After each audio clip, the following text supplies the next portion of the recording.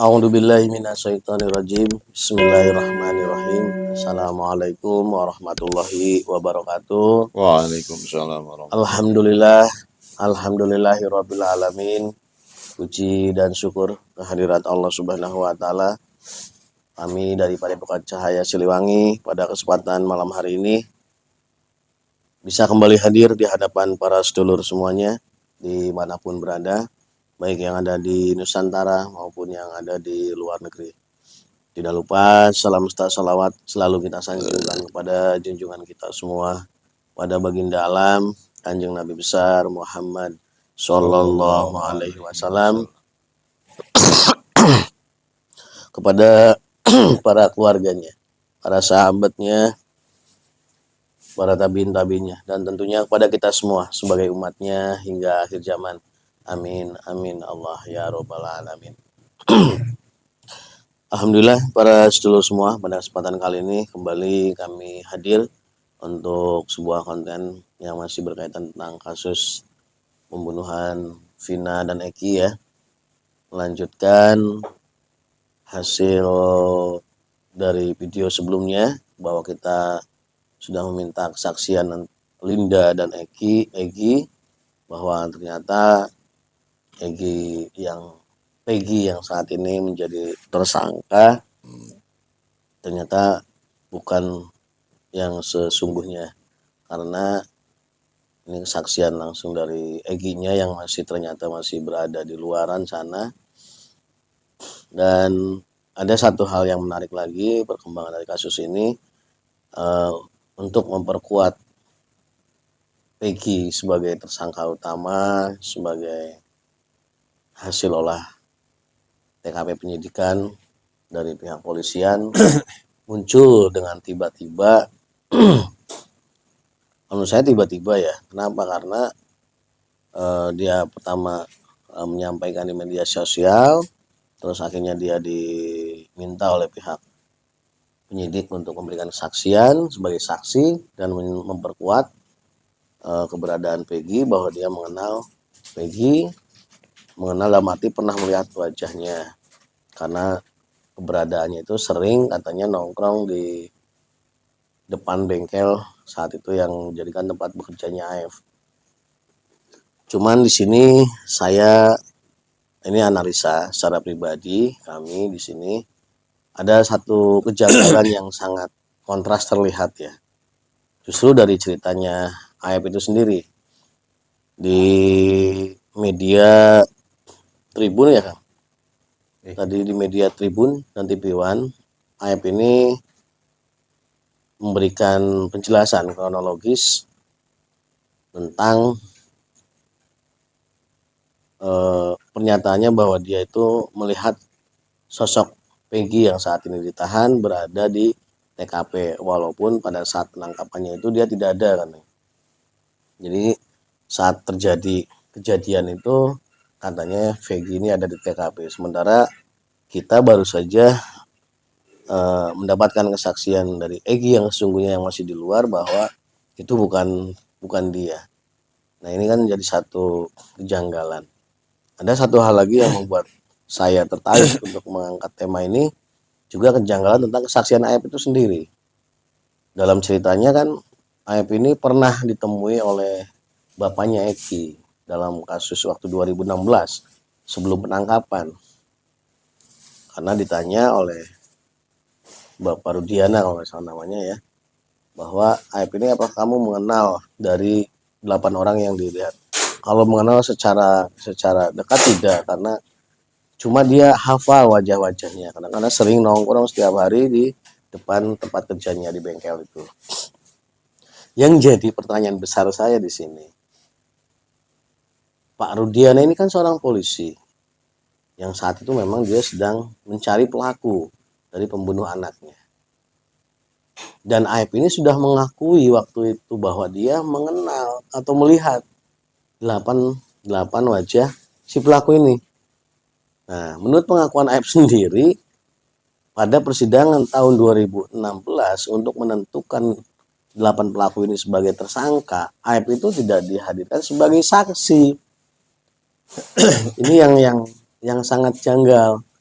secara sepintas saja para sedulur udah bisa menebak kan. Polisi itu saat terjadi satu kasus itu kan yang dicari itu bukti dan saksi. Yang paling pertama yang akan dikejar oleh polisi itu adalah bukti-bukti dan saksi. Kenapa pada saat Pak Rudiana ini sudah mendapatkan informasi bahwa ada saksi yang mengenali wajah pelaku-pelaku tersebut, kenapa tidak dihadirkan sebagai saksi?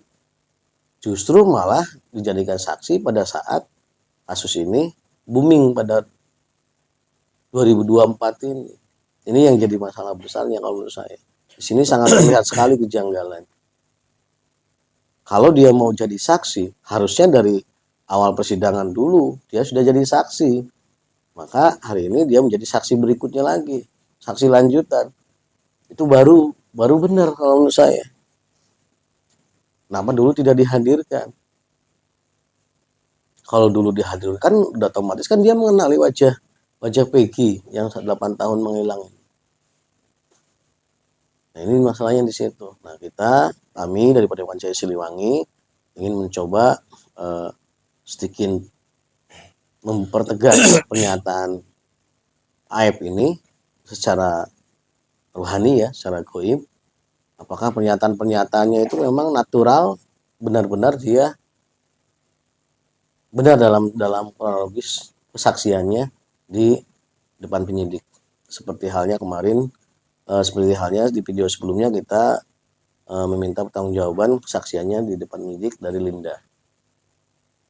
Jadi seperti itu alurnya supaya para sedulur juga paham dulu apa tema pada kali ini. Dan seperti biasa saya sudah ditemani dengan Pak Iyas Dirgantara sebagai mediator pada kali ini. Siapa ya? Siap. Kita langsung mulai.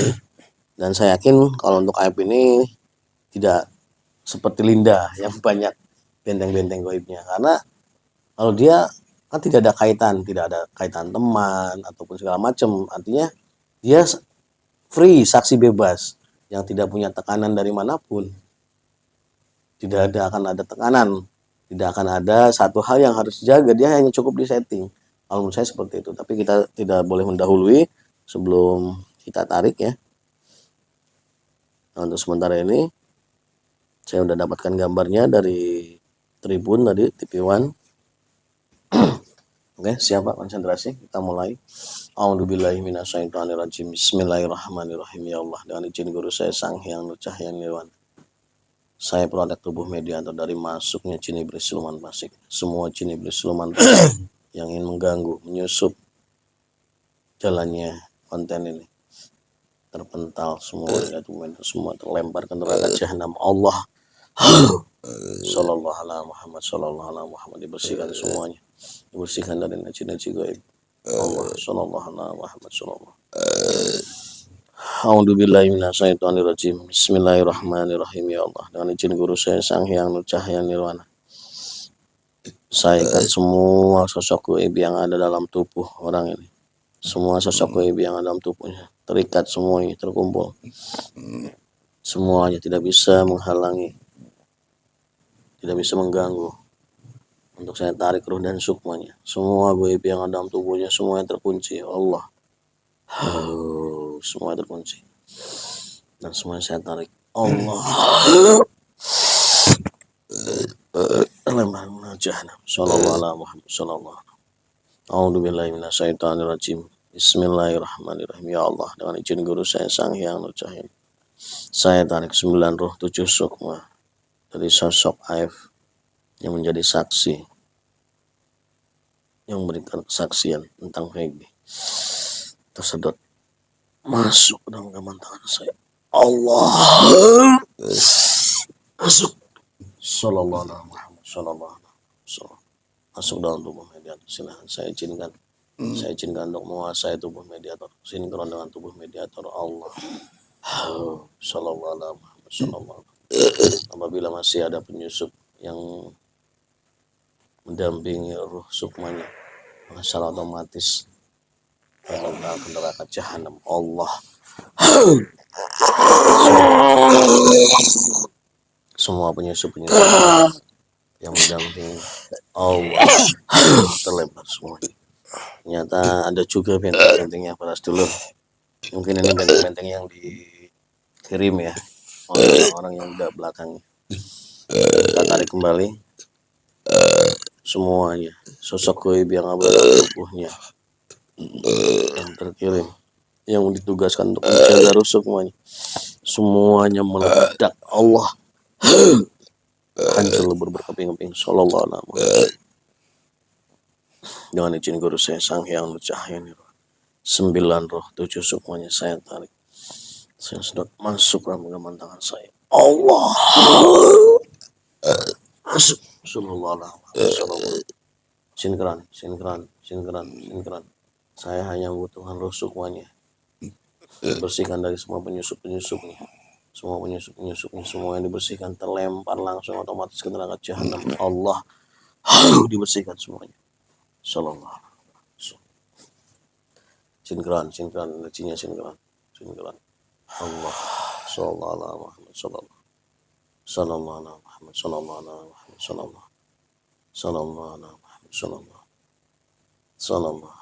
wasallam. Otomatis bisa berbicara, tersambung pada suaranya. Allah.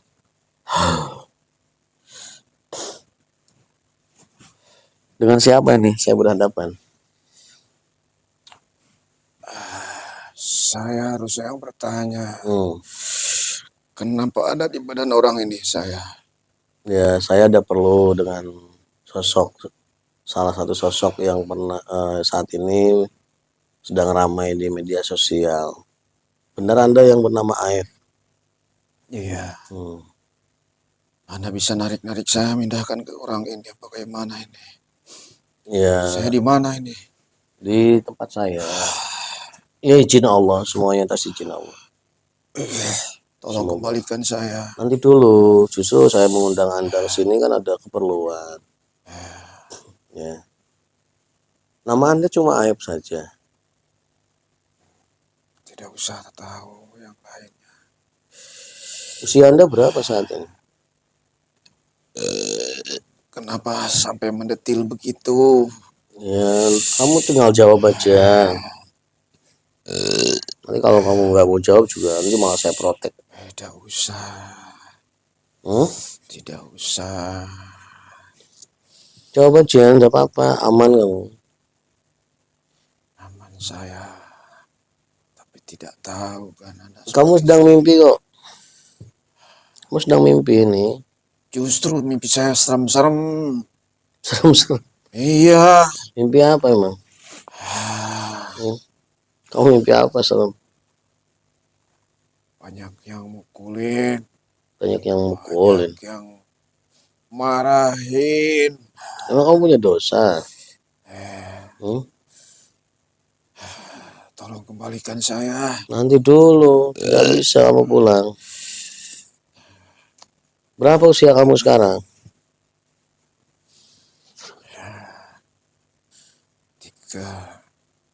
23, 32, 35. Masa sih setua itu kah?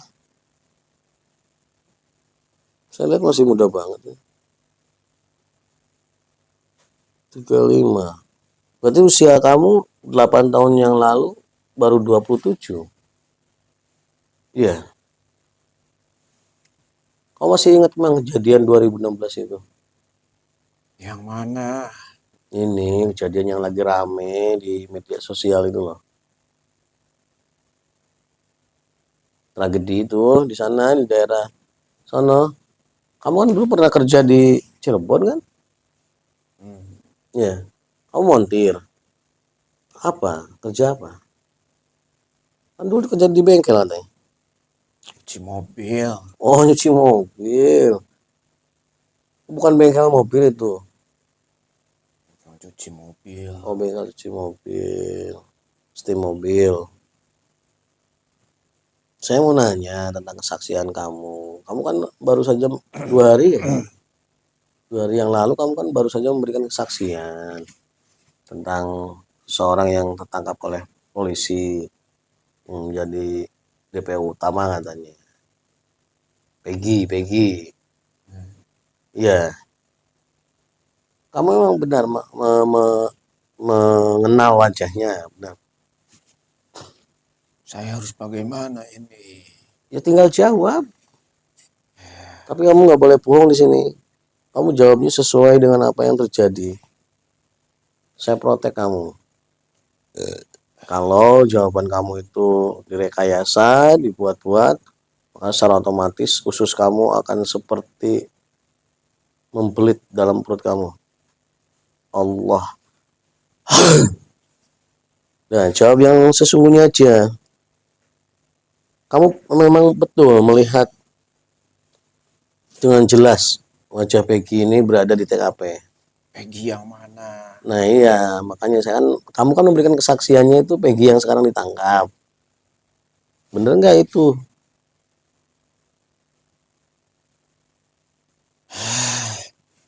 Bener Peggy yang itu atau yang lain? Bukan yang itu. Bukan yang itu. Berarti yang ditangkap itu salah. Salah. Tapi kenapa kamu berani memberi kesaksian bahwa itu Peggy yang dilihat di kejadian? Kamu nggak takut dosa?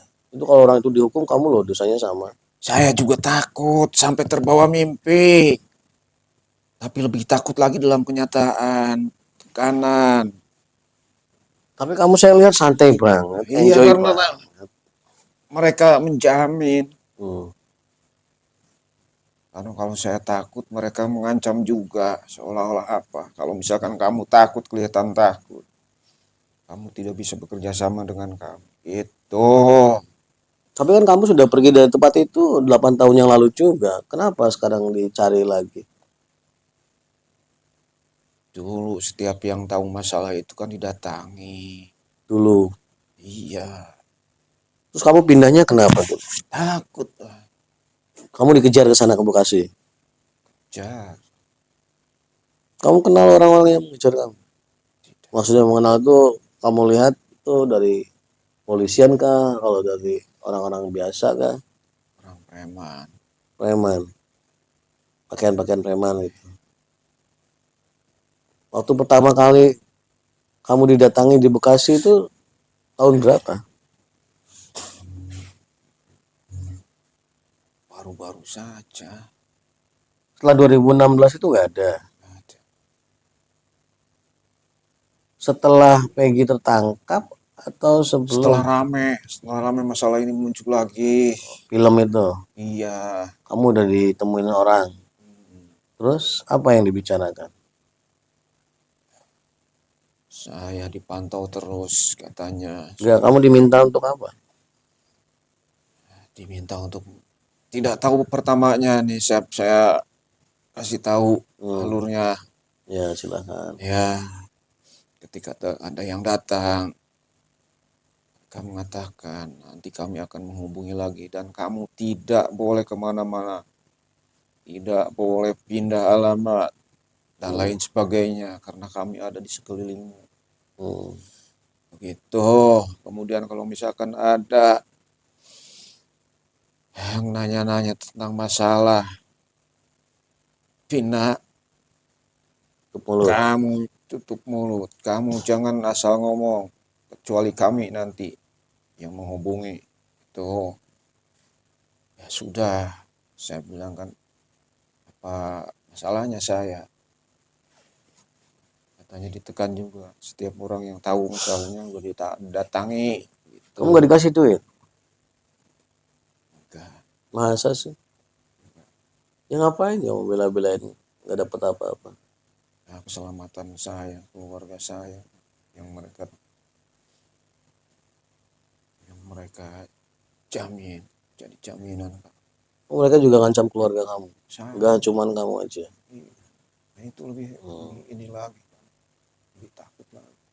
Berarti semua cerita kamu bahwa kamu malam itu ada di warung terus melihat yang ngasih benernya yang mana cerita kamu? Yang benernya saya lihat doang sekilas. Nah iya sekarang kan logikanya kan orang naik motor ngelewat, masa kamu bisa hafal sih wajah-wajah? Boro-boro lihat detail, kami juga takut lah, saya juga iya. takut. Masa orang ribut kita takut salah Dan sasaran logikanya atau kalau orang-orang bagaimana. kayak gitu kan melihat kalau ada saksi pasti dikejar, iya kan? Kalau kamu misalnya dia ngelihat ada orang terus belum perlihatan mereka sedang melakukan sesuatu, ada yang lihat pasti Ya dikejar. iya, kemudian kan mereka pakai motor, mana bisa kita lihat seperti melihat kayak gini. Enggak, saya mau nanya, itu tempat kamu kerja itu di TKP 1, TKP 2, di jembatan atau di yang di showroom mobil itu? Sono mobilnya. Lah iya kan TKP kejadiannya kan mereka mengejar mepet itu gitu di jembatan, bukan di TKP sekolahan. Kalau Iya. sekolahan kan cuma masuk aja ke gang, dibawa ke belakang. TKP mereka menjatuhkan sampai akhirnya membawa mereka dalam kondisi sudah jatuh, sudah luka, itu di jembatan. Sementara kan di kesaksian kamu yang melihat waktu mereka sampai terus bener kamu yang nutupin wajah Vina terakhir. Yang ini kan ya bukan. Beda lagi yang akang-akang itu. Ini kan Tidak, saya tidak. beda lagi. Saya lihat doang, ada keribut lihat sudah. Ini yang lewat doang kan motornya. Iya, Nah, karena kejadiannya itu jarak dari itu 1 kilo masih jauh. saya pun tidak tahu ada keributan apa. Mereka pakai motor ribut-ribut ya. Dikira nggak ada pembunuhan atau kejadian-kejadian yang lain, Pak. Terus cerita kamu datangi Bapak Eki benar. Iya, Berarti kan kamu tidak dijadikan saksinya karena kamu memang nggak melihat kan? ya iya. Lalu kenapa sekarang kamu bilang Ditanya kamu melihat? emang tahu enggak? Ya tidak tahu, masa tidak tahu? Iya kan tadi Anda katakan kan jauh dari tempat Ya saya. emang jauh. Cuma waktu itu ditanya tahu enggak yang lewatnya ya. Nah, lewat doang ya kan tahu Iya, saya. kalau yang lihat motor apalagi sedang posisi ngejar kan, tidak Iya, mungkin kecepatannya itu kecepatan biasa. dihitung berapa ya tidak tahu. Tapi kenapa sekarang kamu kesaksian jadi tahu semua? Sudah saya katakan tadi. Berarti semua cerita kesaksian kamu itu udah settingan semua ya? Sama dengan Linda kemarin. Linda yang mana? Enggak, Linda semalam itu baru aja memberikan kesaksian. Ya sama mungkin. Berarti Ada semuanya ceritanya emang salah. udah di setting semua ya. Iya. Kamu nggak berani untuk membongkar. Eh, bukan urusan saya untuk membongkar, urusan saya. Bagaimana menyelamatkan saya dan orang-orang saya, keluarga saya. Itu saja udah bingung. Nyesel saya juga. Kenapa kamu nggak kabur jauh aja? Nah, kan saya tidak terlibat dengan urusan tersebut. Makanya saya kan enjoy dalam artian untuk apa? Tapi kemunculan kamu di wawancaranya Tribun, TV One itu ya tidak menunjukkan sama sekali dalam kondisi tekanan. Persis sama dengan kasus Linda ya. Linda aja santai banget. Luar biasa ya. Tapi kamu melihat nggak wajah orang-orang yang Boro-boro kan saya katakan enggak, tidak. orang-orang yang mendatangi kamu waktu pertama di Bekasi? Iya, Lihat wajahnya. ya cuma sekilas saja. Ya maksudnya masih hafal kan? Tidak, Masih ingat, maksudnya masih ingat tidak, wajahnya. tidak. Topi tertutup. Pakai masker. Topi. Kamu nggak berusaha cari pengamanan? Maksudnya, oh orang tiba-tiba datang terus ngancem-ngancem memberikan aturan, kamu nggak berusaha, maksudnya ya minta pertolongan ke orang-orang yang sekitar kamu, ini orang ngancem saya. Boro-boro mereka langsung mengatakan Hmm. tugas. Oh, mereka mengakunya petugas. Dari mana petugas, dari mana? Saya tidak bisa menanyakan mereka. Saya waktu itu, Anda tidak berhak bertanya. Oh gitu. Anda hanya berhak menjawab pertanyaan kami. Itu. Coba ini para sedulur ya, biar sama-sama enak ya. Anda juga tidak menyalahkan saya karena emosi juga tidak ada kepentingan dalam kasus ini. Saya cuma ingin mencoba melihat secara dari sisi lain. Oh, secara lahiriah saat kita nanti ketemu orangnya pun ya Mereka nggak kenal kita dan kita juga nggak bisa menekan mereka. Dan sekarang logikanya dalam posisi seperti ini sama dengan posisi Linda yang tadi. Kalau saya tekan dia juga percuma. Sekarang saya memberikan satu apa istilahnya beban kepada dia. Saya dong yang dosa. Karena dia juga sedang dalam kondisi teraniaya, tertekan. Jadi mohon ini para dulu nanti dalam komentarnya, ya jangan berkomentar dikasih pelajaran, kasih pelajaran. Kasih pelajaran gimana? Dia sedang dalam kondisi terancam. Dan saya juga dalam posisi tidak bisa menolong. Karena ini sebuah jaringan kan. Sebuah jaringan yang sangat kuat.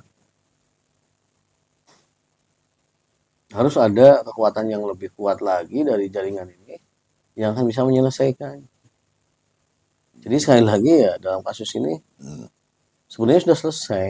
Tinggal kita bantu dengan doa. Kalau memang Allah berkehendak untuk menyelesaikan kasus ini, Allah akan memberikan jalan. Entah itu lewat siapa atau lewat apa.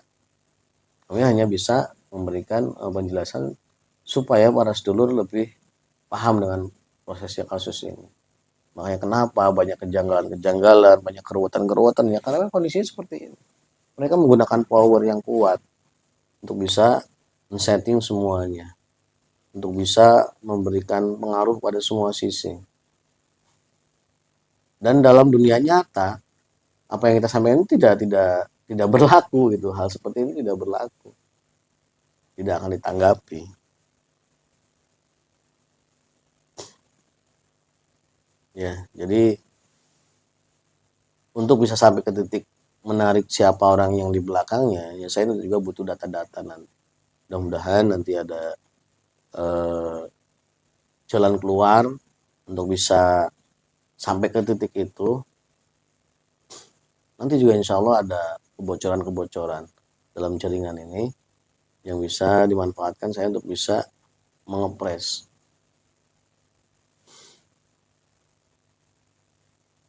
Ya sekarang misalkan saya juga tarik John Corey-nya Pak Rudiana, ya sama saja. Kondisinya sama saja. Sudah pernah di padepokan lain dibahas. Ya. Ini saling keterkaitan semuanya.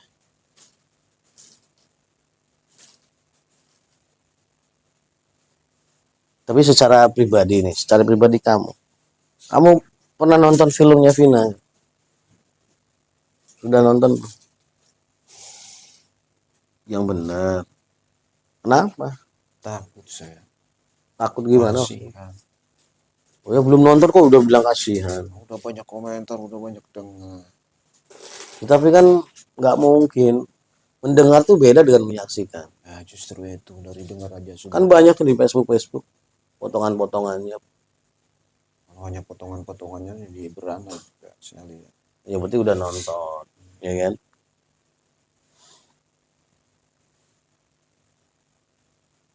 Ya sekarang gini, maksud saya, kamu nggak apa ya? Saya bingung juga nih ngepresnya. Maksudnya kalau hal itu terjadi misalkan di keluarga kamu, misalkan Vina itu ya sebagai adik kamu, apa yang kamu lakukan dalam kondisi seperti itu? Ya, saya akan berusaha mencari keadilan. Tetapi akan saya kesampingkan orang-orang yang tidak bersalah, orang-orang yang tidak berdosa. Seperti saya ini nih, tidak tahu apa-apa kan keseret juga, jangan sampai.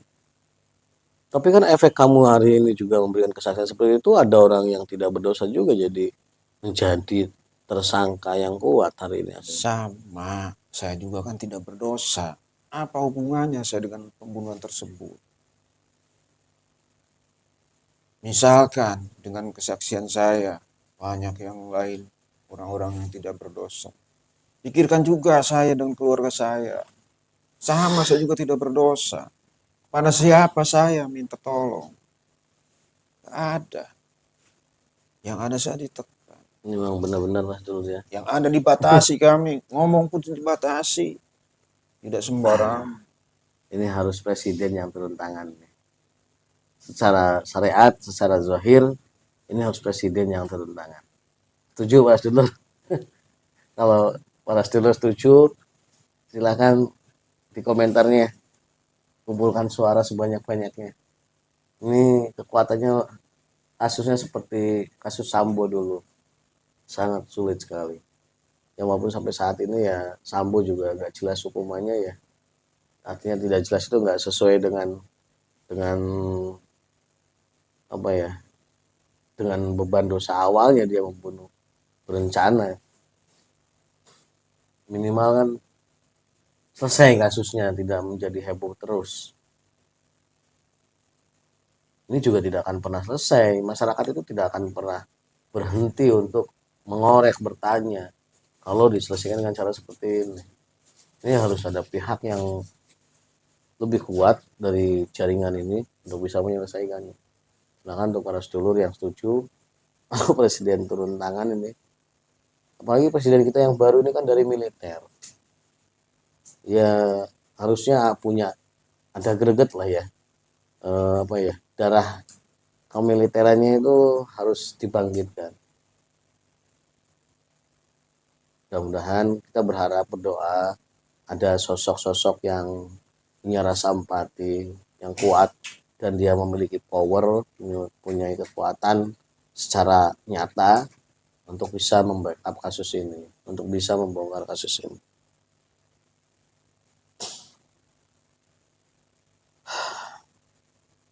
Terus sejauh mana tugas kamu saat ini setelah kamu memberikan kesaksian?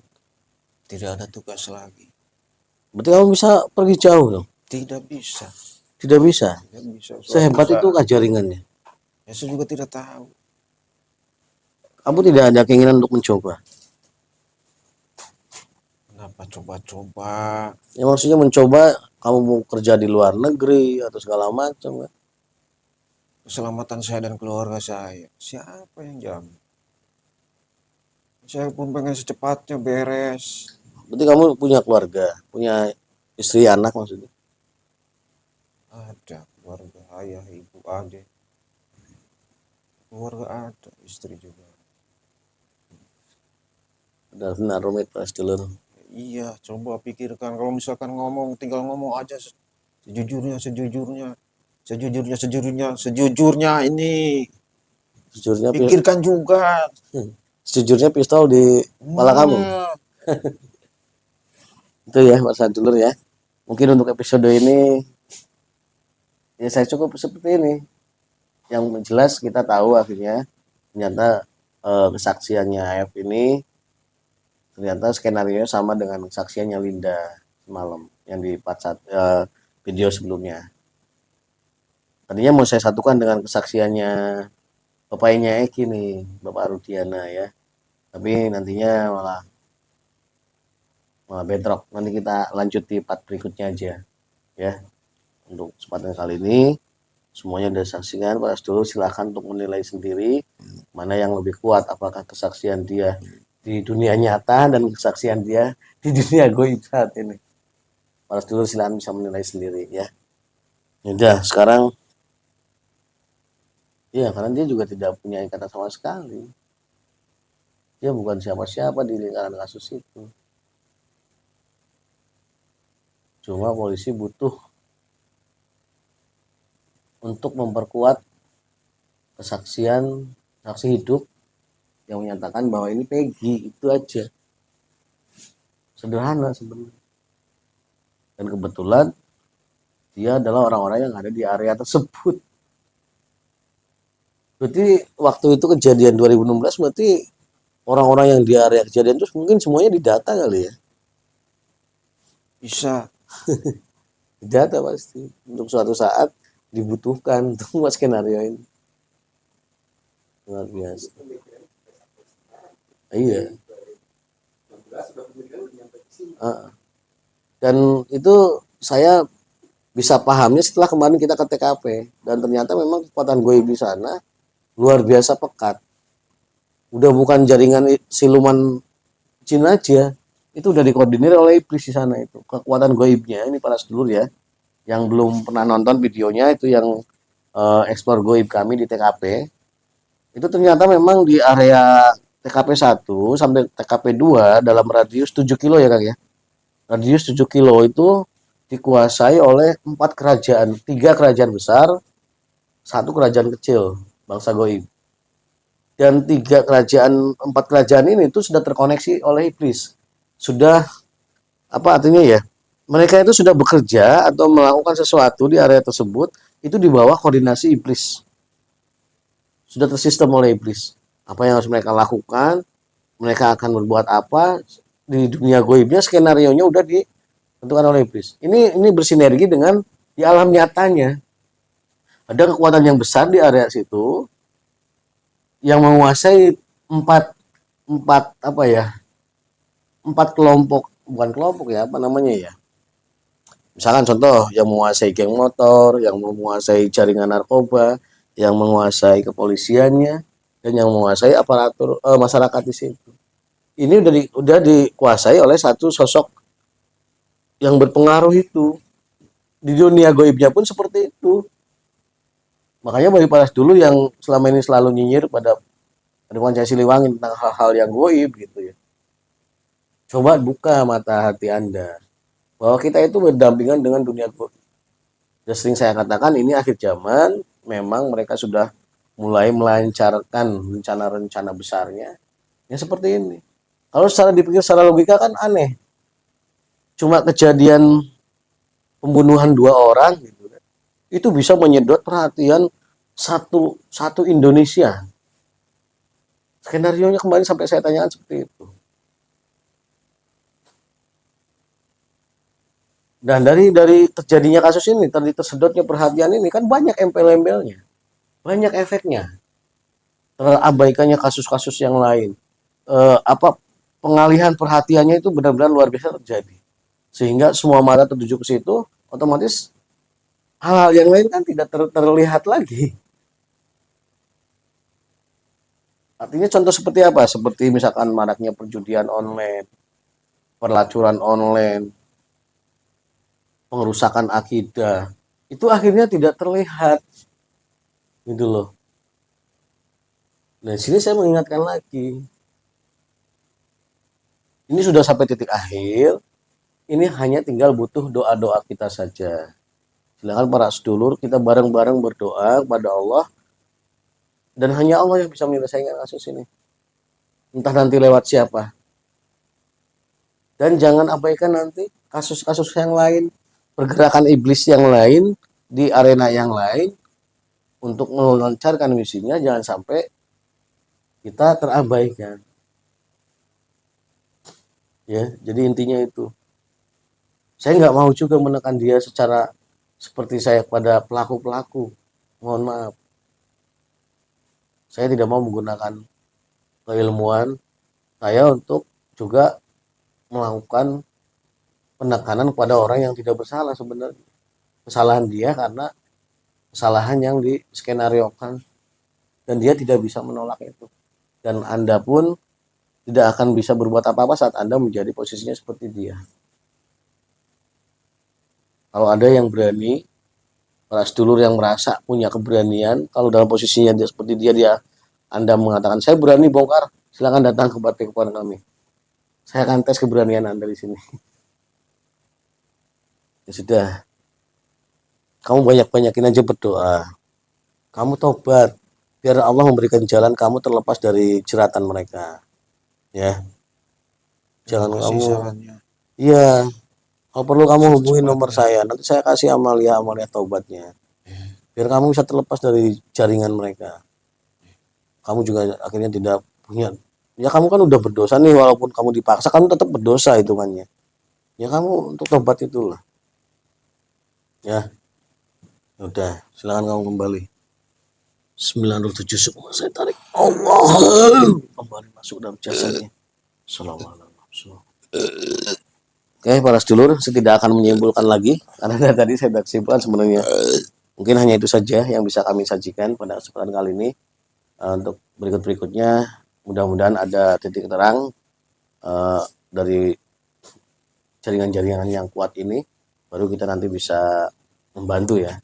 Mudah-mudahan Allah memberikan jalan keluarnya. Dan hanya itu saja yang bisa kami sajikan pada kesempatan kali ini. Kurang lebihnya mohon maaf.